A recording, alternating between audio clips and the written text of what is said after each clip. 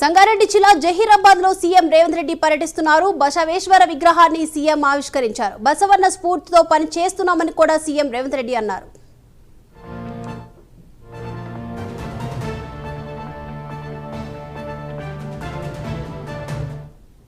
ఈనాడు మనమందరం కలిసి విశ్వగురు బసవేశ్వరుడి విగ్రహావిష్కరణ ఒక స్ఫూర్తిని సామాజిక న్యాయాన్ని అందించే కాంగ్రెస్ పార్టీ ముఖ్యంగా శ్రీ రాహుల్ గాంధీ గారు కన్యాకుమారి నుంచి కశ్మీర్ వరకు చేసిన పాదయాత్రలో 150 రోజులు 4000 కిలోమీటర్లు ప్రతిరోజు ప్రజలను కలుస్తూ మమేకమవుతూ ప్రతి సందర్భంలో బసవన్న ఇచ్చిన సూచనలు బసవేశ్వరుడు ఇచ్చిన ఆదేశాలను వారు ఆ కాలంలోనే సామాజిక న్యాయం చేసి వివిధ సామాజిక వర్గాలకు చట్టసభలలో ప్రజా నిర్ణయాలలో ఏ విధంగా భాగస్వామ్యం కల్పించిండో వారిని స్ఫూర్తిగా తీసుకొని జనగణనలో కులగణన చెయ్యాలి. ఇది బసవేశ్వరుడి సందేశం అని రాహుల్ గాంధీ గారు చెప్పడం జరిగింది.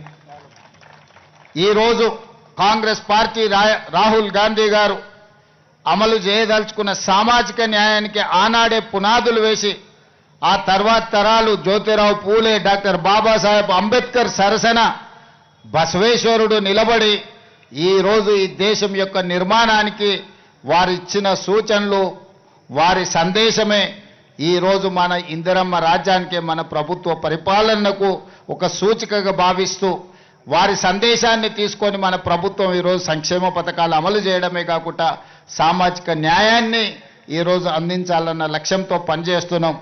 నాకు ముఖ్యమంత్రిగా బసవేశ్వరుడి విగ్రహావిష్కరణ వారి జయంతి సందర్భంగా కూడా నేను రవీంద్ర భారతిలో మిమ్మల్ని అందరినీ కలుసుకోవడం జరిగింది.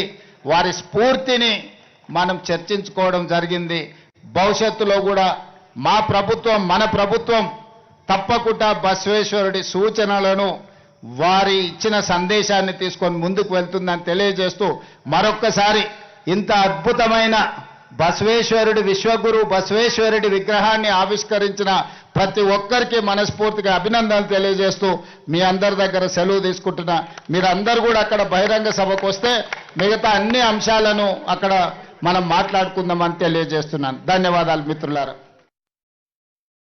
Congratulations to Kendriya Vidyalaya students and management.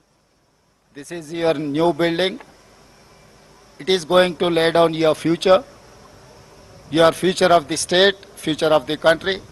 Once again, congratulations. Thank you, sir.